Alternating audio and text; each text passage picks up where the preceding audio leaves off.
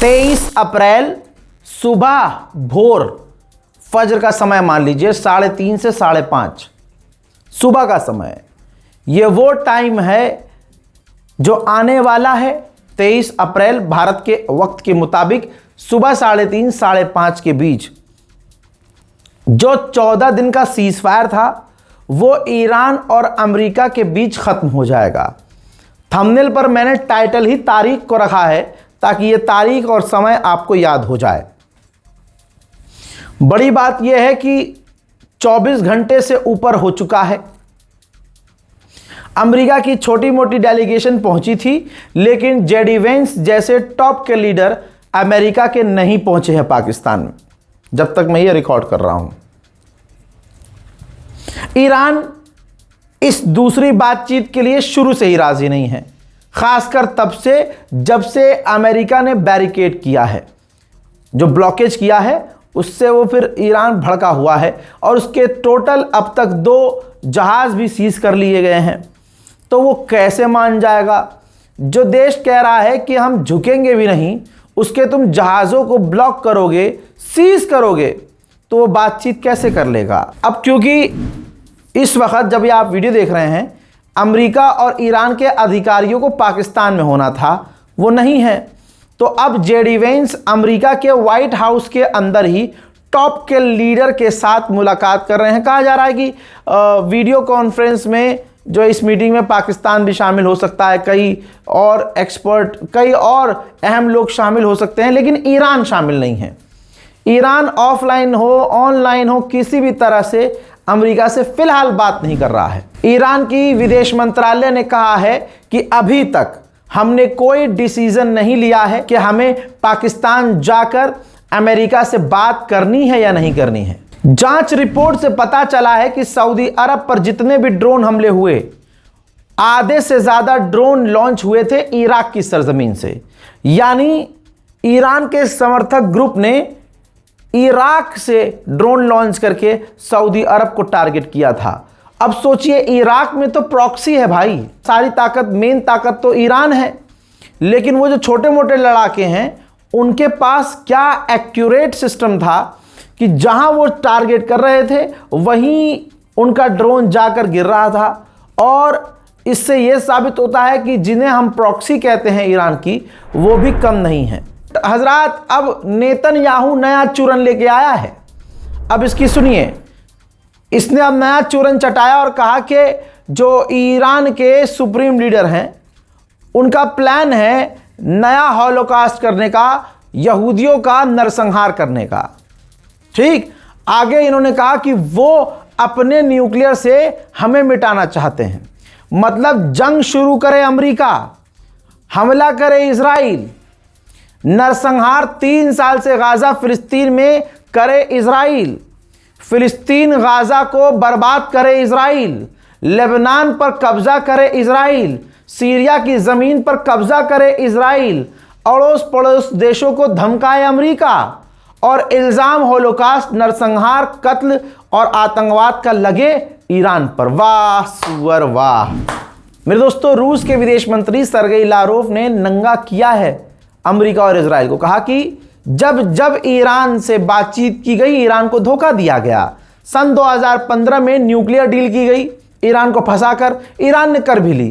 फिर बाद में डोनाल्ड ट्रंप इस डील से अपने आप बाहर हो गया, डील तोड़ते हुए। फिर ईरान से जबरदस्ती बात करने की जिद की गई। ईरान ने जबरदस्ती 2 बार बात की और दोनों बार ईरान पर हमला कर दिया गया। ऐसे में ईरान भरोसा कैसे कर सकता है?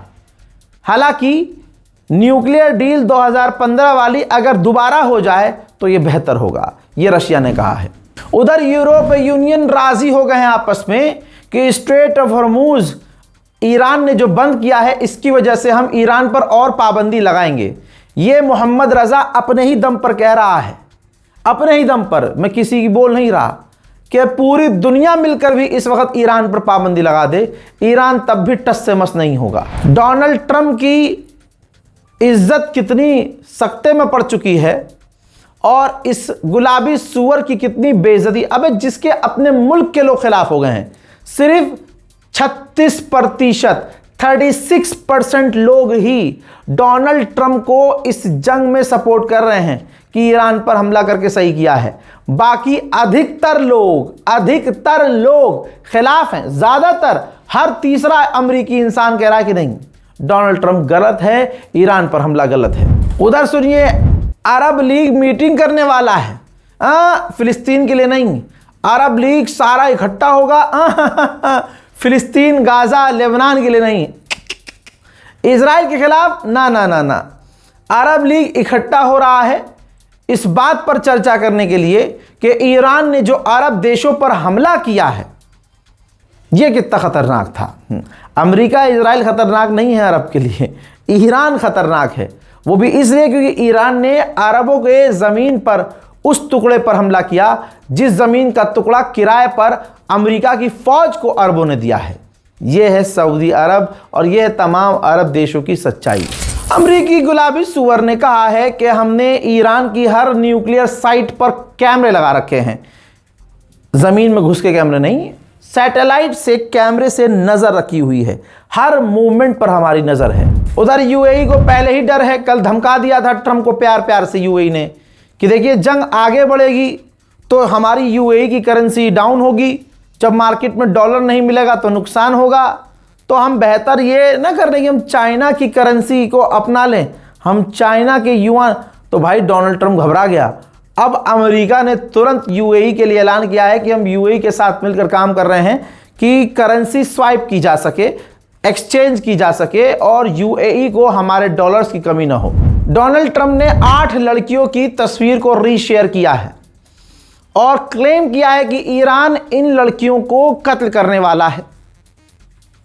मैं जिन ईरान के ऑफिशियल से बात कर रहा हूं और करने वाला हूं उनसे रिक्वेस्ट करूंगा कि इन महिलाओं को, इन लड़कियों को रिहा कर दिया जाए, रहम किया जाए, इनको मारा ना जाए।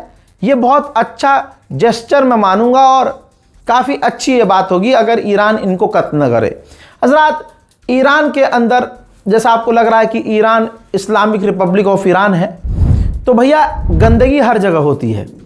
ऐसे ही ईरान में, अक्सर मैं बयान करता हूं, ऐसे ही ईरान में वो समाज भी भारी मात्रा में मिलेगा जिनको यूरोप वाला कल्चर चाहिए, जिनको बीच पर नंगा लेटना है, जिन लड़कों को 20 गर्लफ्रेंड रखनी है, ओयो वाला कल्चर वहाँ चाहिए। सड़क पर, खेतों में, मतलब पार्क वार्क में खुल्लम खुल्ला जो करना चाहे वो कर सके। आज़ादी ये वाली उन्हें चाहिए।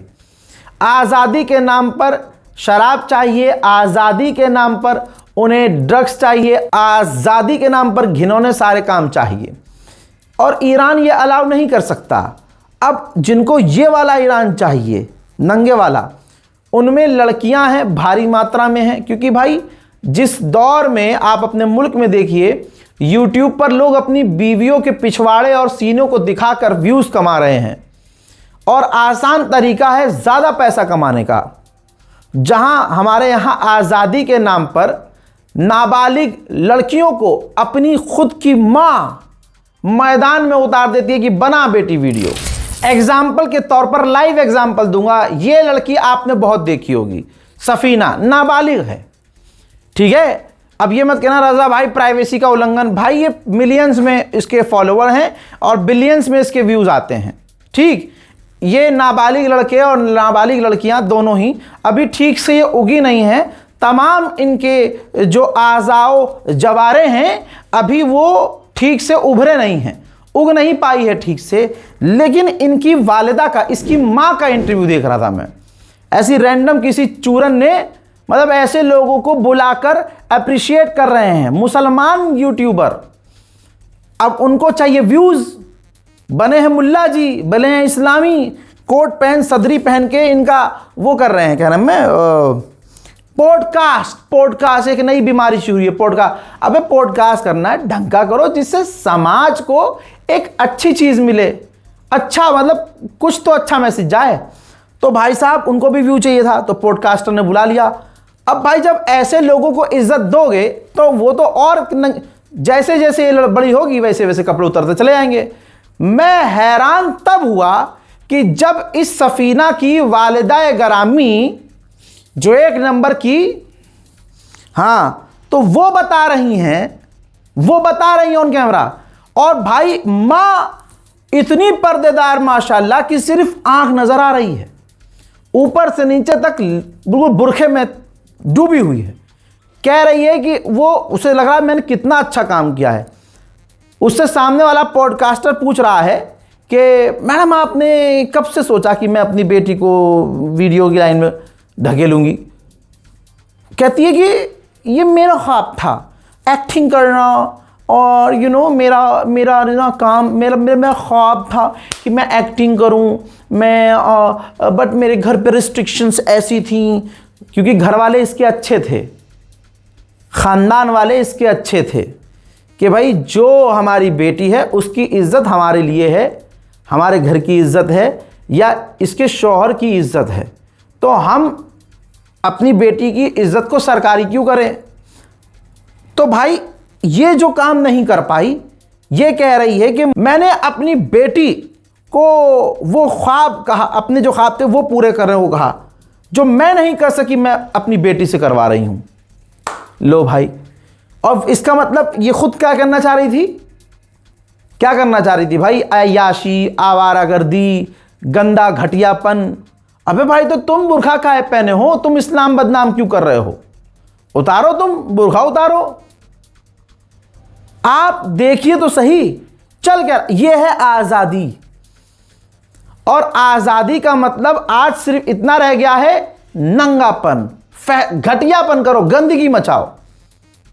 अबे भाई जो तुम्हारी खुद की बेटी, अल्लाह अकबर, अल्लाह अकबर। मैं ऐसी कितनी ऐसी लड़कियों को जानता हूं जिनके दिल में खौफ है कि नहीं यार ये पोस्ट नहीं कर सकती, मेरे भाई नाराज़ हो जाएंगे, मेरे बाप नाराज, भाई मेरी जीते जी माँ मर जाएगी यार। ये में छुप के करती हैं, माजरत के साथ छुप के वो शॉर्ट्स पहन लेंगी, छुप के वो ड्रेस पहन लेंगी, छुप के वो क्लब चली जाएंगी, छुप के गुनाह। अल्लाह भी अपने बंदों के गुनाहों पर पर्दा डालता है, खुदा की कसम। और आज की माओ को देखो, ये अपनी बेटियों से पर्दा उठा रही हैं कि बेटा इसको भी उतार दे। नहीं नहीं, चड्डी दिखे तो अच्छा है, ज़्यादा व्यूज़ आ जाएंगे। अगर ब्रा के स्ट्रैप दिखेंगे तो 2 लाख ज़्यादा आएंगे व्यूज़। अगर क्लीवेज दिख गया, जो है भी नहीं, तो उससे मिलियन में व्यूज़ आ जाएंगे। डबल मीनिंग कंटेंट बना दोगी, होठ रगड़ के, आंखें छोटी करके, यूं करके ना, तो उससे 4 मिलियन व्यूज़ आएंगे। ये चल रहा है, ये सच्चाई है। वो बात अलग है, मैं कॉमेडी करके बता देता हूँ, रोस्ट कर देता हूँ, लेकिन सोचिए यही वही तो बोल रहा हूँ जो आपको नजर आ रहा है। ये है आज़ादी। तो यहाँ भारत है भैया, ये तो भारत है अपना, तो यहाँ तो इस्लामिक राष्ट्र है ही नहीं, तो यहाँ तो कुछ भी हो सकता है।